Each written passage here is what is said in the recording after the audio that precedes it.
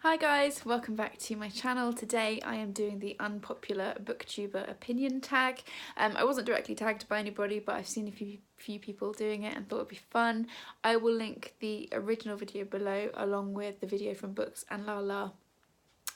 This is basically where I've got it from and the questions that she's using. So yeah, I'm quite excited to do it. So let's get on with the questions. Right, question 1, as always, in my trusty notebook. A popular book or series that you didn't like? I had quite a few of these to pick from because I don't read certain genres, which we'll get into in a minute. But actually, like, I hadn't actually read any of those books. I couldn't say that I didn't like them particularly. I just wasn't interested in them. But one that I read earlier this year that I was really disappointed by, partly because I'd heard so much positive stuff about it, was Rebecca by Daphne du Maurier. Now, I'm going to say this a few times through this video. Please don't throw things at me for the fact I didn't like this book. I was really disappointed by it. I think it's probably one that I will reread at some point because I think the reason I didn't like it was not what I was expecting it to be. I was expecting it to be this kind of creepy woman in black, kind of Jane Eyre-esque story, and it just isn't. And I also found the protagonist kind of annoying and a bit whiny, and I just didn't love it, and I thought I would because loads of people whose opinion I trust with books had said that it was great, and I felt like it fell completely flat. On the upside, this is a really nice edition and it looks very pleasing on my shelves, but yeah, that's definitely one that is very popular and was just not for me. Question 2, I will also leave these questions in the description. A popular book or series that everyone else seems to hate that you love. Now, I really struggled with this because I don't really pay massive attention to other people's opinions on books, which I probably should as a booktuber. So I'm not quite sure. I also don't read that many series, but a book that I really love, which I read pre-Booktube, which seems to have very mixed reviews, particularly on Goodreads, is The Girl with All the Gifts by M.R. Carey. I didn't expect to like this book. Actually, that's not true. I didn't know a lot about it going in. Had I known what it was about, I probably wouldn't have read it, but I'm glad that I did because I thoroughly enjoyed it. So on the back it says, every morning Melanie waits in her cell to be collected for class. When they come for her, Sergeant Parks keeps his gun pointing at her, whilst 2 of his people strap her into the wheelchair. She thinks they don't like her. She jokes that she won't bite, but they don't laugh. I thought this was fab, and I may well reread this at some point this year. It's very difficult to talk about it without giving spoilers. I mean, it's a few years old, but I still don't want to give spoilers. So I would highly recommend it. It's very mixed reviews on Goodreads. Some people love it, some people hate it, some people have issues with it for reasons that I can understand, but I did really enjoy it. I thought it was really unexpected, and yes, that is one that I would recommend, which is possibly an unpopular opinion. You tell me, what do you guys think? Okay, question 3. A love triangle where the main character ended up with the wrong person. No spoilers. So, this was quite tough. I don't read a lot of books with love triangles in because they tend to be in YA books, and actually the one I picked is YA. I don't read a lot of that genre anymore, but the one that I've gone for is the Hunger Games trilogy. They definitely end up with the wrong person. I don't want to give spoilers, so I'm not going to say which characters I'm talking about, but if you've read it, you know the wrong people end up together in this book, and it winds me up every time.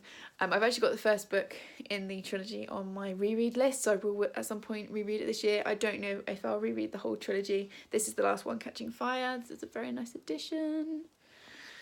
Yes. But one thing that I love the trilogy as a whole, but one thing I hate is the love story. But we'll leave it there because I don't want to spoil. Question 4, a popular book or genre that you hardly reach for. So I've got 2 of these. I mean, I try to read quite a wide mix of books, as you'll see in my previous video, which was my wrap up for April. I read like a whole range of different genres, but 2 things that I definitely do not go for is sci-fi, where it's like pure sci-fi. It's just not for me. I haven't read any that I kind of captured my imagination. I don't really want to read stuff set in space, doesn't really do anything for me. And the other is high fantasy. My friend Steph has tried desperately to get me into that genre, bless her. It's just not for me. I will read it, but I don't really enjoy it, and I'm not like excited to pick it up. So I can see why other people are into them, and like whatever you want to read, read. But for me, those are two genres that are just not high up on my list of things to read. Question 5, a popular or beloved character that you do not like. Okay, this is probably going to be my most unpopular opinion. Actually, there's one coming in a minute that'll probably be more unpopular, but this one I think will be up there. So I did the Harry Potter tag a while ago, and I talked a lot about how I didn't like Ginny in the books because she's really, in the film, I don't like film Ginny, book Ginny is awesome. So I talked a bit about that, and I talked about a couple of the other professors I didn't like, but I didn't talk about Snape, and it's tough because I think the character of Snape gets mixed up with Alan Rickman. I like love and adore Alan Rickman, and you know, I just thought he was a wonderful actor. But Snape, if you read the actual character of Snape, Snape is terrible. He's abusive to children, physically and mentally. He bullies Neville to the point where Neville almost has a breakdown. And then don't even get me started on the Lily Potter thing, because I can't. She didn't want him. Get over it. Move on with your life. Instead, he skulks around forever, for the rest of his life, terrorises her son. And I know he gets romanticised because of the always thing, which, you know, is lovely, but mostly he just seems like a creepy stalker to me.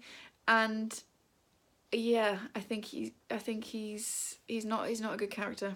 I don't like him. I mean, I do like him. I quite like him in having him in the mix. I think he adds like a nice bit of shade. But if you step back objectively and look at him as a person, he's terrible. And you know, loads of people are like, oh, my favourite character is Snape. And I always think, did you read the books? Like, do you realise what you're saying? No, he's not for me. That is probably one of my most unpopular opinions. I think he's awful. I mean, great character. You need a bad guy and you need people that are, you know, in the shades of grey. But he's not a good person. Let's leave that rant there. Question 6, a popular author that you can't seem to get into. Now, when I originally saw this tag and read these questions, my first thought was Stephen King, but I have literally just done a wrap up where I ranted on about how much I loved Carrie and gave it 5 stars. I also loved Misery end of last year, gave that 5 stars. That was on like my list of favourite books of the year. I do struggle with King, and I think it's partly because he writes across so many genres, and I have DNF'd It, Salem's Lot, Pet Sematary, Gerald's Game, and I feel like there's another one that I put down. So he's very hit and miss for me. Like I said, I loved Misery and Carrie. I think partly because those are 2 of his shorter books. I can't deal with authors when they just start waffling on and it's really self-indulgent, and that's a problem I've had with King's writing before.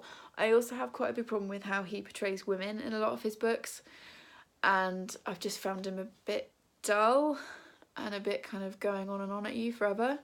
I know loads of people love him, which is cool. Like I said, whatever you want to read it. So he's not an author that I'm really into, but I have just posted a video talking about how much I like one of his books. So the other author, and again this might be a bit controversial, that I just can't get into is Liane Moriarty. I happen to have this copy because I'm about to get rid of it. I've read Truly Madly Guilty, The Husband's Secret, and another one, and they're alright. They're just not for me, because it just seems to be like rich white people whining, and why do I care? That's always the feeling I have with these. Also, they're not thrillers. They're kind of sold as domestic thrillers. They aren't. It's like domestic family drama, which is fine if that's what you want to read. I want to read thrillers, and I've always been annoyed when I've read one of these because it's like, this is not a thriller. So yeah, Liane Moriarty, not for me. Right, next. I'm gonna get in so much trouble for this video. A popular book trope that you're tired of seeing. Yeah, so I'm really tired of the chosen one trope. I think it's possibly because I grew up as a kid and was reading as a young adult lots and lots of books that had that trope. So Harry Potter, Hunger Games, there were a whole like host of these books that came out around the same time, and I've read loads and loads and loads of them, which is probably why I'm sick of it. I can see why authors use it as a plot point, and it's a very clever one. but it's been done, so let's have something else, please. So yeah, that's my least favourite trope. Just trying to think of others that I don't like. Love triangles, usually quite dull. Yeah, let's leave it there.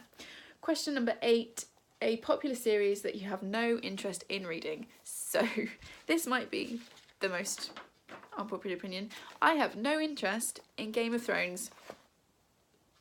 Sorry. I have no interest in the books. I would probably watch the TV series if it was on, but I don't have Sky, so I don't have access to it. And again, it's one of those things where, like, it's so many episodes now, it's a little bit overwhelming. But it's high fantasy, so I'm not interested. And the books are huge, so that puts me off. I just don't care. And again, I know loads of people love it, which is fab, but I'm not interested. Sorry guys, no. And then final question, the saying goes, the book is always better than the movie, but what film or TV adaptation do you prefer more than the book? So I really struggle with this because I would generally fall in the camp of the book is better, but I did have a good long think about it. I've got one TV adaptation and one film. So for me, the TV adaptation of Pride and Prejudice that the BBC did years ago, I think it's like 15 years ago, the one with Colin Firth, I think it's better than the book. I absolutely adore that adaptation. The one with Keira Knightley is also pretty good, but I really like the BBC one because it's like 6 hours long, I think, so you really get into the story. I think it's very faithful to the book. All the components of the story is there, and it just really brings it alive. And yeah, I have to admit, I watched that and then read the book. And obviously because the book is a classic, it can be a little bit dry in places. It's not my favourite of Jane Austen's works. And yeah, I just thought the BBC adaptation is better, so I'd highly recommend that. And then for the book to film adaptation, I've gone with Before I Go to Sleep by S.J. Watson. This came out with a film starring Nicole Kidman, again, Colin Firth, and I can't remember who the third guy in it is. I will find out and put a link below. So the book is, and the film obviously, follows the story of a woman who every time she falls asleep her brain like resets, and then she wakes up every morning and she can't remember anything about her life and who she is. Mark Strong, that's the other guy in the film. Sorry, it's popped into my brain. So you follow her every day, relearning who she is, and then she also realises that something is happening, somebody is trying to hurt her, but obviously at the end of each day her brain resets, so she gets so far into the mystery and then it resets. I really liked the book, and then I saw the film, and I actually think I preferred the film. It was very clever. I obviously knew what the twist was because I'd read the book, which I would very much recommend. But yeah, I just thought the film, I was talking about the film that was a little bit better. I think because of the premise, the book is very stop-start, and she has to like you keep getting the explanation of why she can't remember. So it can be a bit repetitious, whereas the film I've kind of just skipped over that because it explained it once and then we just carry on with the story. So yeah, I think probably that's a film that I would recommend over the book, although you should also read the book. So, okay, so those are all the questions and my unpopular bookish opinions. So please, let's have a chat in the comments about books that you like that other people don't. Are there any books that you're not interested in reading? Which films do you think are better than books? Because I'd be really interested to check that out. And then finally, I'm going to tag 3 people. So I'm going to tag Cat Talks, Made with Books, and what everyone else is reading, who I will link in the description. And hopefully they will go and do this video and I get their opinions, and I will see you in the next one. Thanks guys, bye!